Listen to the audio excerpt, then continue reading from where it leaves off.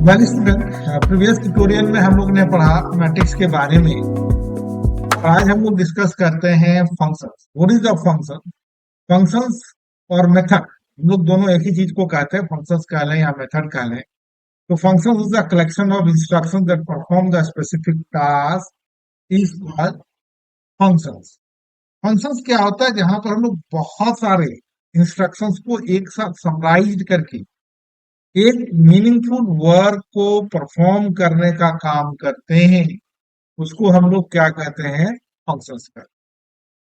ठीक है। जैसे मान लो कोई भी काम को हम लोग को बार बार करने की जरूरत होती है, उसको हम लोग एक बार करके रख लें और जब उसको जरूरत पड़े उस चीज को हम लोग कॉल कर लें, तो हमारा काम क्या हो गया बच्चों? आसान हो गया। इसी को हम लोग फंक्शंस कहते हैं। फॉर एग्जाम्पल के लिए देखते हैं, जैसे मान लो हम लोग को पंखे की जरूरत है, हम लोग स्विच ऑन करते हैं। पंखे की नहीं जरूरत है, स्विच ऑफ कर देते हैं। लेकिन एक मिनट के लिए सोचो, अगर ये स्विच नहीं होता तो पंखे की जब जरूरत होती तब हम लोग को तार जोड़ना पड़ता, और जब जरूरत नहीं होती तो तार को काटना पड़ता। तो ये कितना कॉम्प्लिकेटेड काम होता। तो उसके लिए क्या बना है? एक स्विच बना है, तो हम लोग सिंपली उसको प्रेस करते हैं तो ये एक्टिव हो जाता है, और जब नहीं जरूरत होता है तो अपना हम लोग ऑफ कर देते हैं। तो फंक्शंस का यही काम है, जो हमारे एफर्ट्स को रिड्यूस करने का काम करता है। This is called as a functions. Functions reduce when effort, वो हमारे एफर्ट को रिड्यूस करने का काम करता है। Functions is a part of the system, वो प्रोग्राम का हिस्सा होता है, और जब हम उसको कॉल करते हैं तब वो एक्टिव होता है। Otherwise store in rest mode, अपने वो सुस्तान अवस्था में पड़ा हुआ रहता है। ठीक है, ये हम लोग ने देखा। Functions basically are two type. Number one is a system defined functions, और number two is a user defined function. System defined functions defined in a system is called system defined function. जो system में already बना हुआ है, pre defined, जो पहले से बना हुआ है, जिसका केवल हम लोग इस्तेमाल करते हैं, उसको क्या कहते हैं हम लोग? सिस्टम डिफाइंड फंक्शंस का। फॉर एग्जाम्पल, जैसे मैन है, CLR SCR है, HCH है, प्रिंट एफ है, स्कैन एफ है, पाव है, एक्सेट्रा एक्सेट्रा। ये सारे प्री डिफाइंड फंक्शंस है, जिसका हम लोग सिंपली यूज करने का काम करते हैं।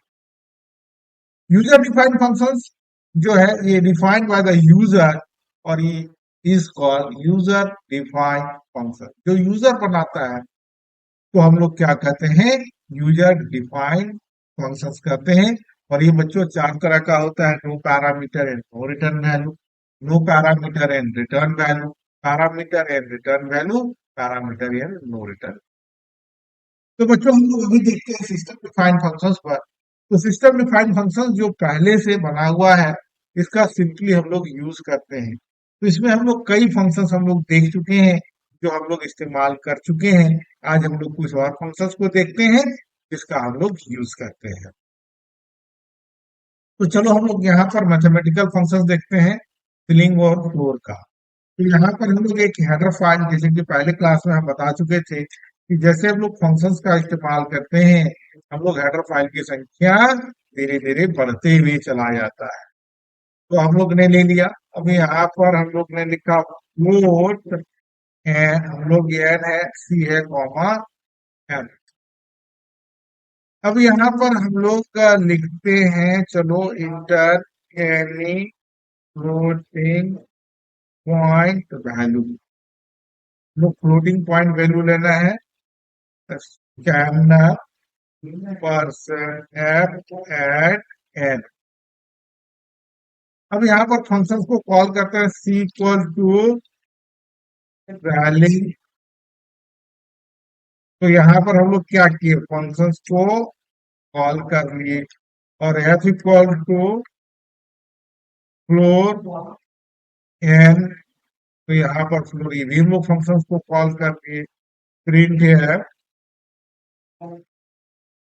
Value of person c is, selling value of person f is person f backslash n comma n comma c, और फिर हम लोग यहाँ पर देखते हैं print f value of person f की person f backslash n comma n comma n. तो चलो बच्चों, अब इसको हम लोग रन कराते हैं। तो देखो, स्ट्रिंग वैल्यू ये पूर्ण संख्या ऊपर वाला लिया, और फ्लोर वैल्यू हम लोग क्या देखे, ये नीचे वाला वैल्यू लिया।